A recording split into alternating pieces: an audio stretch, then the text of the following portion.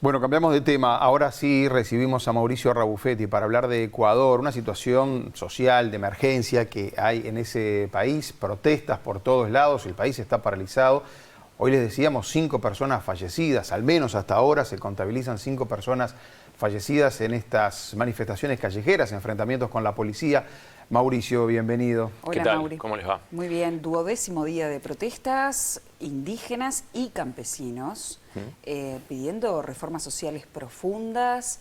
¿Cuál es la situación real que hay? ¿Hay una posibilidad de quiebre institucional? Sí.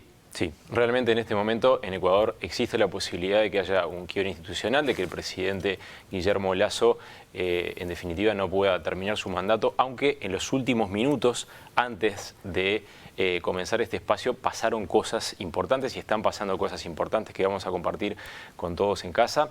El presidente Guillermo Lasso dio un mensaje a la población que le pido a los compañeros de control que pongan en este momento. Frente a esto, en defensa de los ciudadanos y de la institucionalidad del país, el gobierno nacional utilizará todos los recursos legales que la ley le faculta para enfrentar a los vándalos y criminales. La Policía Nacional y las Fuerzas Armadas actuarán con los medios necesarios para defender dentro del marco legal, mediante el uso progresivo de la fuerza, el orden público y la democracia. Bueno, esto que acabamos de ver ocurrió hace 25 minutos, 30 minutos, y decidimos comenzar con esto porque es un cambio muy importante sobre lo que venía aconteciendo hasta ahora con las protestas que, como bien dijiste, Gaby, comenzaron hace 12 días en Ecuador. No es solamente una huelga, lo que está pasando es la parálisis completa de un país que ve su economía reducida. ¿Por qué? Porque hay una parte de la población, tú bien lo decías, indígenas y campesinos, que lo que están pidiendo son esencialmente rebajas de costos, de precios, porque como está ocurriendo en todo el mundo, como hemos venido explicando en las últimas semanas, la inflación está pegando duro y lo que están pidiendo concretamente es una rebaja del precio de los combustibles, precios que fueron congelados hace más o menos unos 5 o 6 meses, y rebajas en los insumos que necesitan para poder cultivar la tierra, quienes son campesinos, que en muchos casos coinciden. Ahí tenemos imágenes en vivo de lo que está pasando en este momento en Ecuador. Hay enfrentamientos frente a la sede del Congreso. Hace minutos nomás comenzaron y realmente la situación, como veíamos, es grave. El presidente endureció el tono, porque aquí lo que está ocurriendo es que ayer hubo un intento del gobierno por negociar con este grupo que integra la Confederación de Nacionalidades Indígenas de Ecuador, la CONAIE. Algunos televidentes recordarán que en los últimos años y décadas varios presidentes ecuatorianos cayeron. De hecho, 3 entre 1996, 97 y 2005, precisamente por movimientos como el que estamos presenciando ahora en pantalla. ¿Y Mauricio, hay sectores políticos que están impulsando la caída del presidente? Bueno, hasta el momento no hay en el sistema político ecuatoriano una evidencia clara de que haya sectores legislativos, si a eso te referías, Leo, que intenten que el presidente caiga. El presidente Guillermo Lasso, que asumió en mayo del año pasado, entiende que este movimiento, que él califica de un movimiento delictivo, intenta dar un golpe de Estado. Esos fueron los términos que él utilizó para referirse a lo que está ocurriendo. Y sostiene que es una minoría de la población. Por eso, cuando vos me preguntabas, Gaby, si puede caer Lasso, sí, por supuesto que puede caer Lasso, pero porque los antecedentes muestran que la CONAIE, que la Confederación de Nacionalidades Indígenas de Ecuador, es muy poderosa en las calles. Ha tumbado a varios presidentes. Entonces, estamos al borde de un quiebre institucional y puede, perfectamente puede pasar. Ahora, digo que el presidente endureció el tono y estamos viendo nuevamente imágenes en vivo de lo que está ocurriendo en Quito. Endureció el tono, ¿por qué? Porque dijo que va con todas las herramientas que le brinda la ley, la policía y los militares van a tratar de contener estas manifestaciones que dejan te voy a añadir un dato de último minuto. Son 6 los muertos ya en estos 12 días, Leo. Unos 3 número más que puede ir aumentando ayer, además, ¿no? Por Con supuesto. esta situación que estamos viendo. Quería solo acotar para tu análisis, mencionar que Ecuador tiene petróleo, ¿no? Porque, por ejemplo, Uruguay no tiene petróleo, acá dependemos mucho y nuestro precio se va para arriba dependiendo también de lo que pasa afuera, hay que importarlo todo. Ecuador sí tiene petróleo, sin embargo los reclamos tienen esa base también, bajar precios. Porque precisamente uno de los mayores problemas que hay en Ecuador es que los combustibles están fuertemente subsidiados.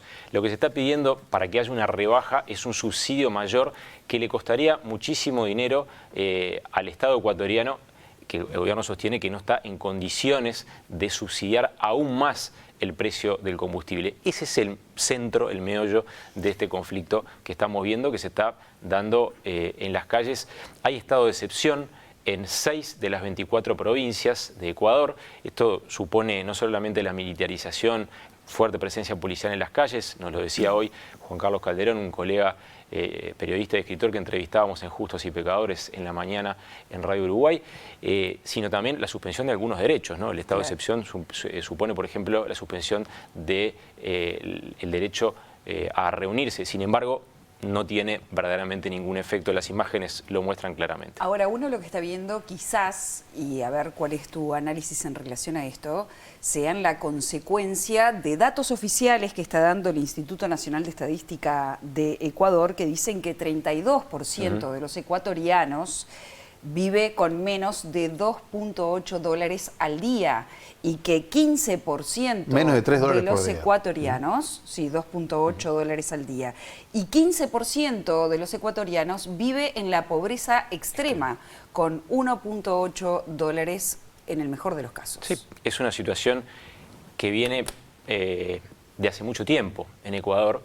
Este gobierno toma un país en donde ya había habido este tipo de protestas, con gobiernos que retrocedieron cuando trataron de eliminar esos subsidios de los que hablábamos. Es un país donde muchísima gente trabaja de manera informal. Entonces hay que entender que esta situación de parálisis tiene dos caras. La de la protesta justificada o anclada en una situación de pobreza extrema que se potencia con las subas de precios, con la inflación, y la otra cara es la de quienes viven el día a día, todos los días salen a hacer el peso y no pueden hacerlo porque el país está paralizado, porque los servicios públicos no funcionan. Hoy nos contaban de mañana que las ambulancias no están pudiendo entrar a algunos hospitales, lo que son el transporte público está paralizado en varias ciudades, es decir, mucha gente no está logrando trabajar y el gobierno está con el argumento, digamos, de tratar de defender a esta población que sí quiere salir a trabajar, está haciendo un llamado al diálogo que no fue respondido por los manifestantes. De hecho, ayer hubo un intento de ingresar al Congreso, que fue lo que terminó de alguna manera con la expectativa de que se sentaran las dos partes a conversar. Ayer por la tarde estamos todos esperando que comenzara un diálogo y de hecho, en definitiva, terminó en eso, ¿no? También los manifestantes planteaban que los llamaba el gobierno a dialogar, pero que en estas condiciones de represión por parte de la autoridad era imposible si siquiera el traslado. El gobierno dice que está abierto al diálogo igual, ¿no? El gobierno dice que está abierto al diálogo, pero parece que las calles no. Bueno, ahí obviamente cada parte defiende Claro. sus argumentos. Lo cierto, lo que sí podemos decir, los hechos que tenemos para compartir hoy, son que hay un gobierno que está haciendo un cambio de tono. El cambio de tono es, a partir de ahora, se profundiza la contención, hasta el momento llamémosle así, la contención de las manifestaciones, porque el gobierno entiende que hay un intento de derrocar al presidente. Esto es un cambio muy importante sobre la información factual que veníamos dando en los últimos días.